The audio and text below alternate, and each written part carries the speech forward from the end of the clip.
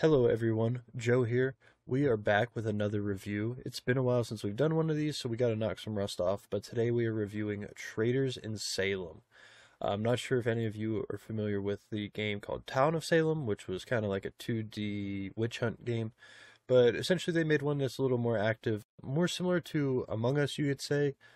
So in the game, you're going through, you're doing different tasks to try to finish. You have the bad guys, the goodies, which are called townies in this game. And essentially the bad guys' goal is to kill all the townspeople, or at least enough townspeople that the townspeople can't vote to hang the villains. So for villains, there's different roles, wildlings, serial killers, stuff along those lines.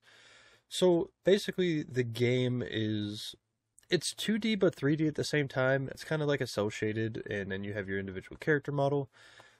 Visually, the game looks pretty good. I don't want to say it looks great.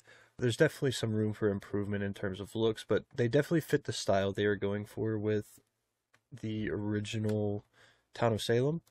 And in this game, there's a few differences from Town of Salem to Traitors of Salem. The first one being voice chat is very prominent, and then there's also like area voice chat, so when you're running around the town doing your tasks, you can talk to people here and there. And then once you're put on trial based on somebody suspecting you of being one of the killers, you get to have a few seconds to speak your defense. And when you're speaking your defense, you gotta call out your different rules. Different rules being things like a town sheriff, a mayor, kings, just normal townsfolk, vigilantes, things along those lines. They all have different abilities that are used to thwart the plans of the killers. So when you're up on trial, you're trying to explain to everyone, oh, I was doing this, I was in this area, I couldn't have been near the body, yada, yada, yada. We've all played Among Us at this point, we all know how it goes.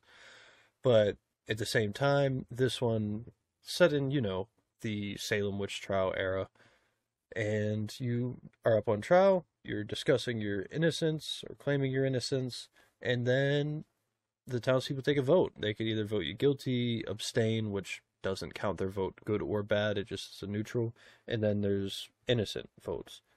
So it's pretty common that you get up there and no matter what you say, people just want to hang people, so you get voted guilty. But there's definitely a pack mentality when it comes to a lot of the townspeople, at least in the game right now. It is still in early access, so there's not too many people playing it, and that's one of my biggest gripes that we'll get to here in a little bit.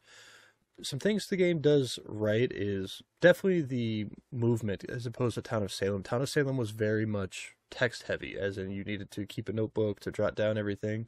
This game improves on that and gives you a bunch of useful UI features to keep track of all of the different rules, what rules are in the game, what they can do, as well as communication is a lot easier, being able to use voice chat and it actually being more oriented towards the game.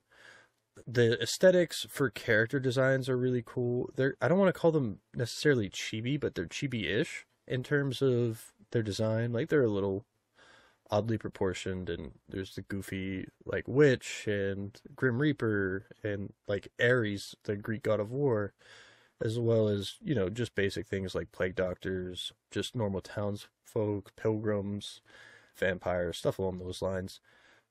Some things the game really lacks, in my opinion. The killing is very, I don't want to say easy, but in the games I've played as a killer, it's very rare that you get caught.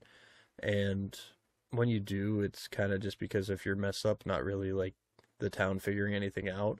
The abilities for the townspeople seem a little underpowered, in my opinion. The killers also get the ability to cast like spells, so like you could freeze the map and everyone moves slow, or you could do like a blood moon where everybody's field of view is reduced. And it definitely helps to a point, but it still just feels a little skewed towards the killers. Although most of my games the townies have won just because of the fact that people were pretty dumb and because of the pack mentality. My biggest complaint is obviously the amount of players. This game released on April 22nd, 2022, and it is in early access, and it has a $10 price tag, which we'll come back to. But you go around, you're doing your tasks, whatnot, and it seems like you have to do a really lot of tasks because of the fact that as people get killed, they can't finish tasks like in Among Us. So you're constantly just running around doing tasks. but there's not many players, so a lot of people in the game know one another from playing X amount of games beforehand, so they kind of know how people act. We play with a few friends here in Discord, and we're the same way. Like, as soon as somebody says something goofy, we know either they're dead or they just killed somebody, so it kind of throws it off, which we try to avoid using Discord chat at the time. We try to only talk in-game, but you still figure out who each other are pretty quickly. But all in all, the game has some serious upside. There's definitely a lot of potential, especially when they start fleshing some more things out in future patches, and they've already patched this game, I think, twice at this point, within like a week of release, which is amazing because Town of Salem was a awesome game to play and play with a group of friends, especially if you're like all in Discord. You can get a full lobby together. Really fun. There's definitely things to improve on, some graphical issues, some weird little bugs, but yeah, the game is really fun, and we've played it pretty much every night for the past week since we've discovered this. And overall, if I were to give this game a rating, it's hard to say. For like a small indie game of this genre, I'd probably give it about a 7.5 out of 10. But like overall, if I'm comparing it to the game, like major AAA games, it's probably only getting like a 5.5, just because of the fact that, it's really simple to the point, but it's really fun, and it's definitely worth taking a look into. I don't personally know if I would say it's worth the $10 price tag.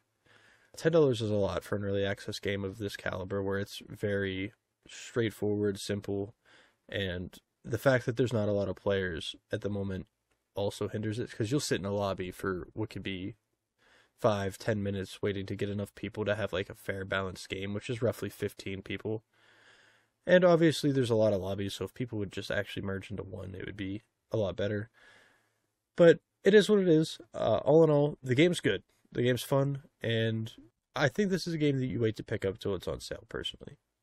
But on that note, we are going to call it there, and I will catch you guys all on the next one.